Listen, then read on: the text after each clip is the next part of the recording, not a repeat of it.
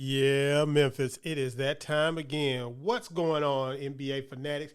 This is your friendly neighborhood Memphis Grizzlies homer, Memphis X, and I talk hoops. As you can see, this was in 2015 in the plaza at FedEx Forum. The whole crowd doing the Cupid Shuffle together because that's how we get down in Memphis. We party, we enjoy ourselves, and hopefully we win some playoff series. Now, today, it is Saturday, April 16th. Tax days in 2 days. Hope you got your taxes in. But the real tax day is today at 2:30 p.m. Central Time in the FedEx Forum. The Minnesota Timberwolves will meet the Memphis Grizzlies, and they must pay their taxes. Yep, I've been looking, I've been listening, I've been hearing people on the interwebs talking about this matchup. And, you know, a lot of people got a lot to say. And I've been listening to the Memphis side. I've listened to the Minnesota side. I've listened to the national side. And to be honest, I would like to get on this mic and express my outrage at the disrespect that the Memphis Grizzlies are getting all across the board. But that ain't really what's happening. Most people have picked Memphis to win this in 5, 6, at the most 7. We have a few outliers that have, the Timberwolves winning. And a lot of people, some people think this might be a bad matchup for Memphis. I don't agree, but we'll see. There are some indicators out there, and we're going to get into it. This is not going to be a long preview. I really like to talk about the games after they happen and, right before the next one happens. So let's listen to the theme song of I Talk Hoops.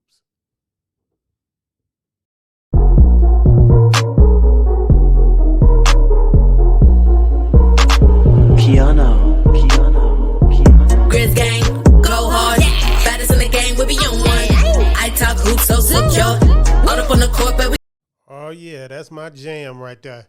Now, like I said, we got the schedule for the whole first round versus the Minnesota Timberwolves has come out, and I'm going to go over that right now. Of course, we got the game today at 2:30 p.m.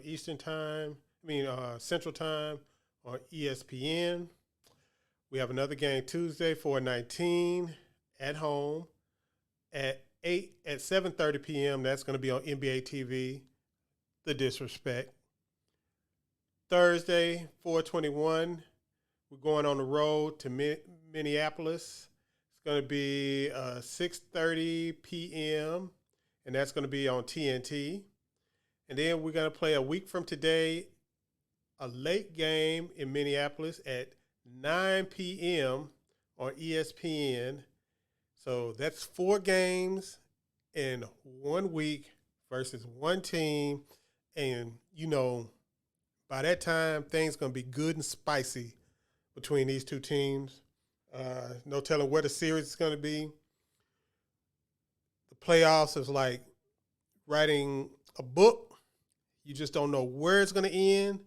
You have a clue, you have an idea, but once they throw that ball up, you just don't know. So it should be a fun game starting today. Now we're going to talk about what I think is going to happen during the game right now. Now, of course, the media has been trying to dig up, make something happen or pop off between Ja Morant and Patrick Beverley. In the media availability they had before. I think it was yesterday. So, this is what Ja had to say.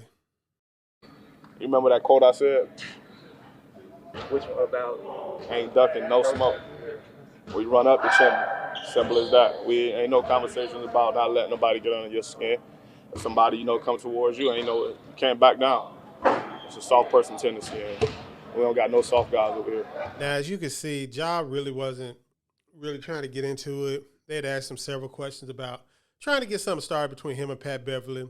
And, like I said, I guess before the play-in games when, Grizz fans, we were all debating about who did you want to play? Did you want to play the Clippers or do you want to play Minnesota? I was always of the mind that I wanted to play the Clippers. I thought, honestly, the Grizzlies matched up better against the Clippers. And I really didn't want to face Pat Beverly. Not because he's extraordinarily talented or anything like that, or that I thought the Timberwolves were going to do something to, stop the Grizzlies or stop Ja. But Patrick Beverly has, let me say this in the nicest way possible, has a tendency to be reckless on the court, very reckless on the court. So I didn't want him flying around, diving at ankles, knees, or whatever with, our franchise player likely being matched up against him. The incident he had with Westbrook where he actually caused Westbrook to blow out his knee. He had to push in the back against Chris Paul, and he has a whole bunch of other incidents, if you can see. And if you remember when the Clippers faced the Warriors back when KD was still on the Warriors, you remember him trying to D-up KD, doing all this dirty crap, and KD basically laughing at him. But, we'll see how it goes. The one thing that I will say that in normal Pat Beverly matchups, he usually tries to match up with somebody bigger than him. And then, the refs tend to let him get away with a lot more stuff because he's usually the smaller person in the matchup. And the refs kind of let him get away with a lot more reaching, grabbing, physical play, and all that kind of stuff. But with Ja Morant, he's probably going to be the bigger person, or the wider, more player. And so the refs probably not going to let him get away with all the physical play. He's probably going to rack up a lot of fouls. Hopefully, the refs call it. But I really wouldn't mind a physical game, letting them, let the refs letting them play physical. Now, the one thing that the Grizz fans seem to be up in arms about in this matchup is D'Angelo Russell, a.k.a. the Snitch. Yeah, we don't forget about your Laker days, D'Angelo Russell.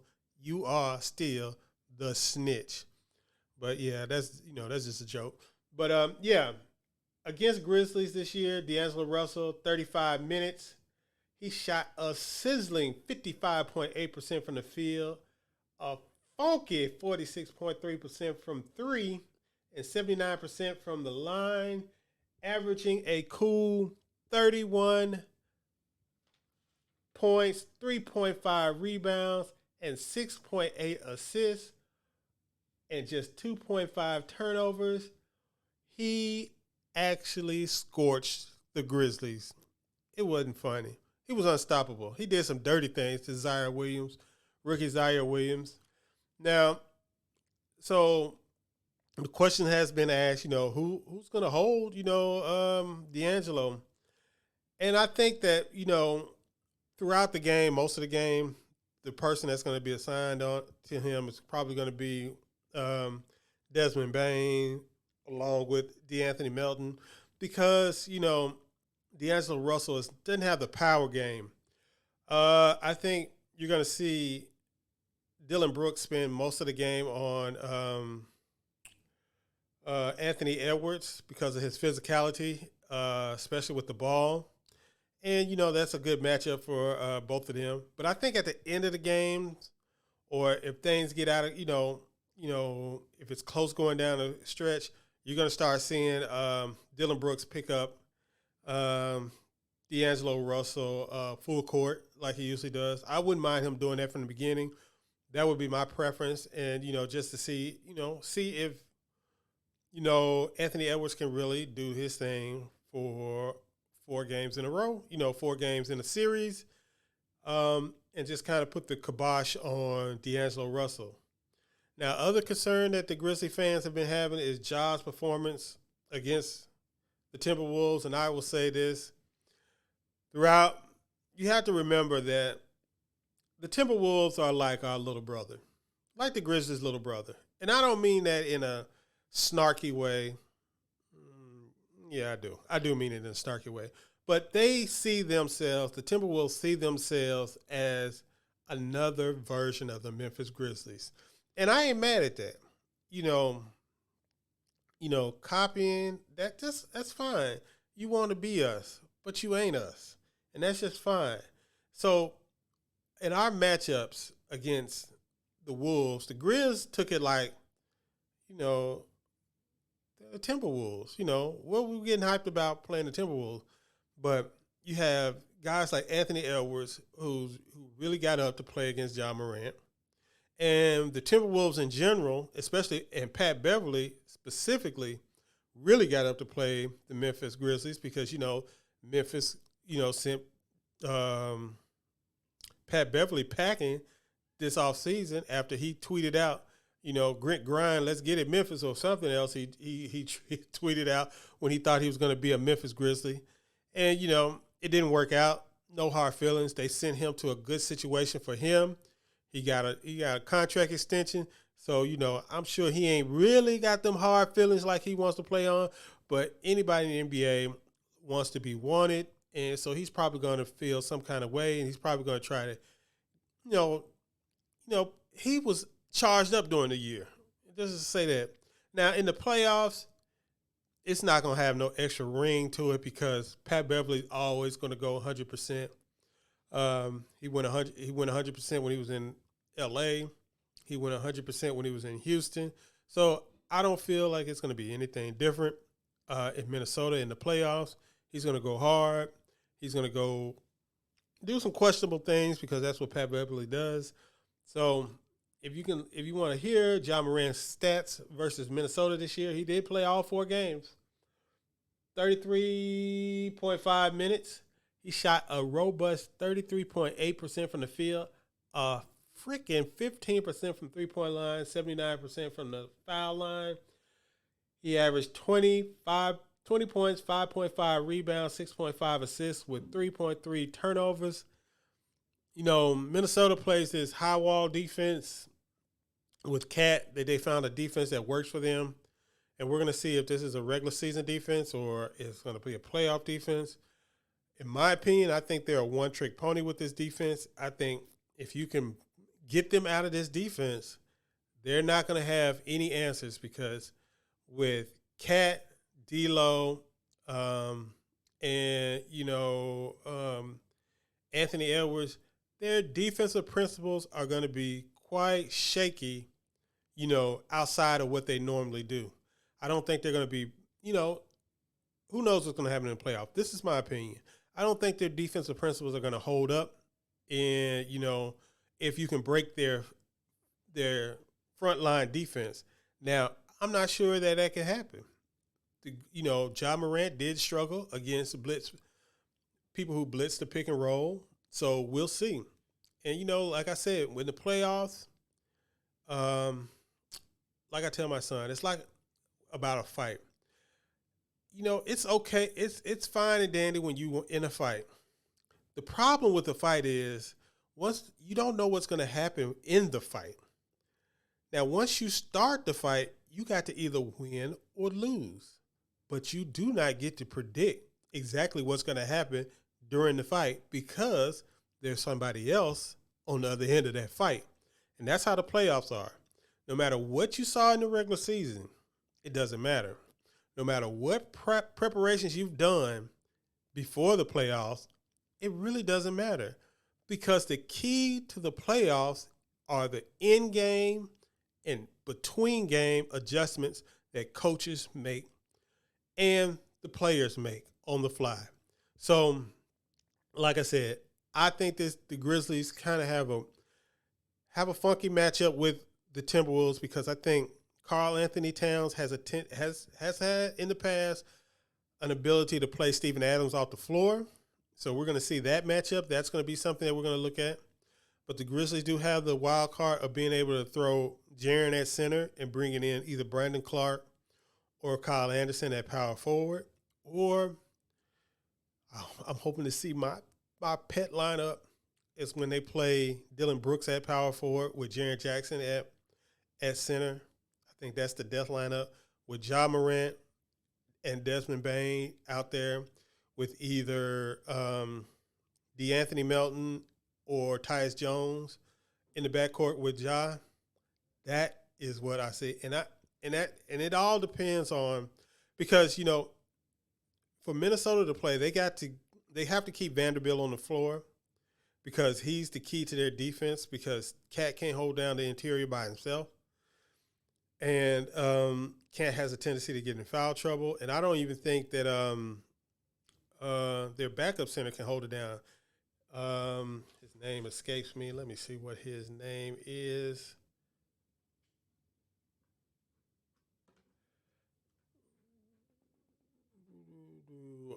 Yeah. Their backup center's name is Naz Reid. Damn, how did I not remember Naz Reid? Yeah, Naz Reid. I don't think he can hold up by himself defensively either. But he's a player that I do like. I like his ability to stretch the floor, and that's going to be the problem for Steven Adams. Both of Minnesota's centers are able to shoot from three-point line, from the top of the key, from the corners, on the wings. They can shoot all around. They're not guys that just have to sit in one place, certain place, and you're going to be able to locate them as far as shooters. They can run to the corners. They can flare out to the wings. They can hit above the break threes. Both of them. Cat is the self-proclaimed greatest shooting big man in the league, in league history. He did win the three-point contest to back that up. So, it's going to be a tough matchup. Another thing is the Wolves do have a couple of, defenders they can throw at Ja Morant. Outside of, Pat Beverly, they have Jade McDaniels. He's very, very lengthy, quick, good moving his feet, pretty good defensive player for a young player. I think he's going to have a future as, if you're a Grizz fan and you want to think about how he plays defense, it's kind of like Zaire Williams, how he uses his length to really disrupt people on the ball at the point of attack. He's very long, very athletic, able to move his feet real well. And, when you're that long, 6'9", with a long wingspan, and they can put you on a point guard, it really gives them trouble. They also have Taurean Prince, who I haven't heard if he's even going to play today. He didn't play in their play-in game, but I haven't looked to see the update if he's going to play. And their wild card to defend Ja Morant is Anthony Edwards. Probably might be the second or third best physical specimen in the NBA, behind, I would say, LeBron and maybe Zion Williamson. Depends on Zion Williamson gets his athleticism back. But, yeah, he's up there in the top three at least as far as physical specimens in the NBA. And when he's locked in, he can really be disruptive on defense. He's got the physicality. He's got the foot quickness. He can keep even smaller guys in front of him. Even if you do blow by him, he has the athleticism to challenge your shot at the rim. I really like him. He's one of the funniest players in the NBA also. I think he's got a bright future in Minnesota. I hope he doesn't realize it in this series. But like I said, they have some people that they can throw on Ja Morant. I don't think you're going to see much of Josh Okogie in this series. And I don't really think they're going to try Jared Vanderbilt on Ja Morant. I don't think that's what they want to do. But, we'll see. I think Jared Vanderbilt is going to be mainly used to stop Jaren Jackson, who I think is really going to be the key to the series. And I think one of the key indicators of the series is going to be Jaren Jackson and Karl Anthony Towns in foul trouble. Both of them have a tendency to get in explosive foul trouble where they pick up 1-2 fouls back to back, in quick succession, and then they're off the court and not helping their team, win. So I think both of them are key because I think in the end, you're going to have Jaren's going to be defending Karl Anthony Towns if he can play Steven Adams off the court. And for that to happen at the close of games, Jaren's going to have to be in the game. And for for Karl Anthony Towns to play Steven Adams off the floor, he's got to be in the game. I think that's going to be very critical for him. I think that's going to be very critical for Jaren Jackson, for both of them to stay in the game. Now, the rest of them, I really don't. I think Bane's going to be himself. I think the Grizzlies have to be prepared for they're going to have one game in which Malik Beasley goes buck wild on him. He's going to do that. He's going to have a Malik Beasley game. And the key is to either, limit the other guys or, somehow hope you have somebody else going off at the same time that he's going off. But he's going to have at least one game where he's going off. So outside of that, I think these teams I think they match up. They could match up well. On paper, they match up well. On paper, there's some things that each team can take advantage of with the other team. But it's hard to tell because it's all in the rotations and the matchups that the coaches decide to use. And outside of the playoffs, we don't know what those matchups are going to look like. We can speculate, but, midweek regular season games between a team that was not projected to be, in the playoffs. I mean, let's be honest. The Timberwolves early in the season were not projected to be in the playoffs. And a team that was projected to be, in the playoffs, those midseason matchups weren't, real serious things in the 82-game season. Both of these teams have kind of grown up over the year, over the season. They've both established their identity. They're both real similar. They like to get up and down the court. I think they're both top 3 in scoring and pace of play. They both like to force turnovers. So, the Grizzlies don't commit turnovers, and the Timberwolves do. The Timberwolves are one of the worst rebounding teams, and the Grizzlies are the best rebounding team. So there's some things that can happen in this series, but like I said, it depends on how these teams match up. I think it's going to be very interesting, and until I see it under playoff intensity, I see at least one game under playoff intensity, it's hard for me to tell exactly what's going to happen. But after this first game in a few hours, I'll be able to tell you. So make sure you like this video, subscribe to my channel, and share this video among your other NBA fans. And I will see you maybe after the game with a review or a wrap-up if I'm not pissed off after a loss. Let's not hope for that. But either way, we'll get a wrap-up either tonight or tomorrow morning. See you next time. This is your friendly neighborhood Memphis Grizzlies homer, Memphis X, and I will see you next time. Peace.